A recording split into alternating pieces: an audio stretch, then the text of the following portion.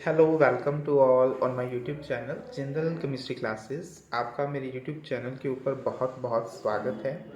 Last video lecture में हमने आपके Eklavya model residential schools EMRS के बारे में डिस्कस किया था कि उसकी कट ऑफ कितनी जाएगी एक्सपेक्टेड डिफरेंट कैटेगरीज के लिए हमने बात किया था। जो कट ऑफ है वो आउट ऑफ 130 बनेगी। उसमें मैंने बोला था कि जो आपकी कट ऑफ है नॉर्मल अगर जनरल कैटेगरी की बात करें तो 75 प्लस के ऊपर जो है ना। उसका कारण देखो, ये तो कारण मैंने पहले भी बताया था कि ये कि उसमें आपकी कंडीशन क्या थी कि आपके इंग्लिश और हिंदी सब्जेक्ट में एटलीस्ट 40% मार्क्स आने ज़रूरी हैं। उसी के बाद आपका जो रेस्ट ऑफ द जो एग्ज़ाम है, जो OMR शीट है, वो आपकी चेक होगी। दूसरा उसमें ये था कि भाई आपकी नेगेटिव मार्किंग भी है, तो मोस्ट ऑफ द स्टूडेंट्स ने उतने ही आंसर को टिक किया होगा जितने उनको आते हैं। और देखो, आपके कुछ क्वेश्चंस गलत भी हुए होंगे तो उससे नेगेटिव मार्किंग भी चली जाती है। तो एग्ज़ाम्स में जब नेगेटिव मार्किंग आ जाती है भाई, तो उससे कट ऑफ पे बहुत फ़र्क पड़ता है। इसलिए ये एक्सपेक्ट किया गया था कि जो आपकी कट ऑफ है वो 70-75 से जो ऊपर है जनरल कैटेगरी या 80 के अबास है ना, तो वो उतनी ही कट ऑफ आपकी जाएगी आउट ऑफ 130। तो डिफरेंट कैटेगरीज़ के लिए मैंने लास्ट टाइम वो बता दिया था कि आपके डिफरेंट जो कैटेगरीज़ के स्टूडेंट्स हैं उनके लिए कट ऑफ कितनी जाएगी। ठीक है, डिफरेंट सब्जेक्ट्स के लिए हमने PGT के बारे में बात कर ली थी। अब बच्चों का जो दूसरा क्वेश्चन आया हुआ था कि ये सर उसके बाद का सिलेक्शन प्रोसेस क्या है, उसके बारे में भी थोड़ी सी डिटेल कर दीजिए। तो देखो, जो ये ENMS की एडवर्टीजमेंट आई थी उसमें साफ साफ लिखा हुआ था कि आपकी एलिजिबिलिटी बस इतनी सी ही है कि आपकी मास्टर्स प्लस BEd होनी चाहिए और आपका एक टेस्ट होगा जो कि टेस्ट हो चुका है एग्ज़ाम, और उसी के बेस पे आपकी मेरिट लिस्ट बनेगी।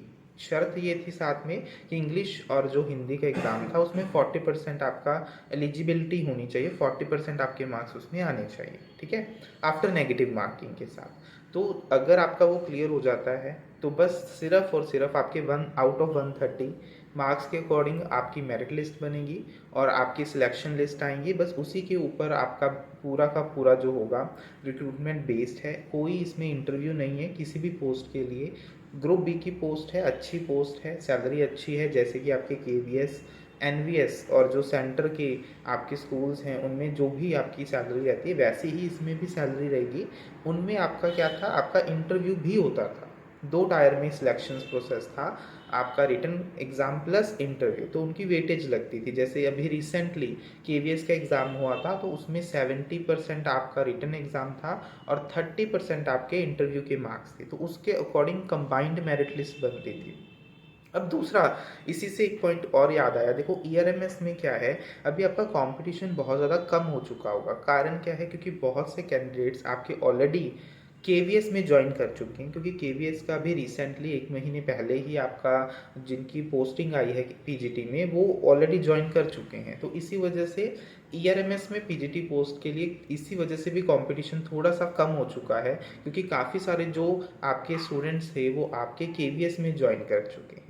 ठीक है, तो इसी वजह से ERMS में आपके जो चांसेस हैं कंपटीशन के वो थोड़े से बहुत कम हो चुके थे, और मेडल लिस्ट भी थोड़ी जो कट ऑफ है उसके भी चांसेस कम थे, चांसेस कम हैं जाने के। तो इस पे आपका जो पूरे का पूरा सिलेक्शन प्रोसेस होगा वो आपके कितने मार्क्स हैं उसी के बेस पे होगा, कोई इंटरव्यू नहीं है।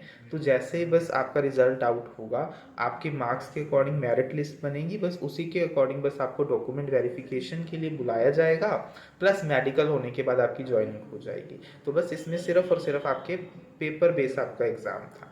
इसी तरह वीडियो के अपडेट के लिए मेरे चैनल को सब्सक्राइब ज़रूर करें, और वीडियो अगर अच्छी लगती है तो बेटा वीडियो को लाइक ज़रूर किया करो और कमेंट करके ज़रूर बताया करो कि आप मेरी वीडियो आपके लिए कितनी बेनिफिशियल रही है, और फ्रेंड्स तक ज़रूर शेयर किया करो। इसी तरह चैनल के साथ जुड़े रहिए। Happy learning.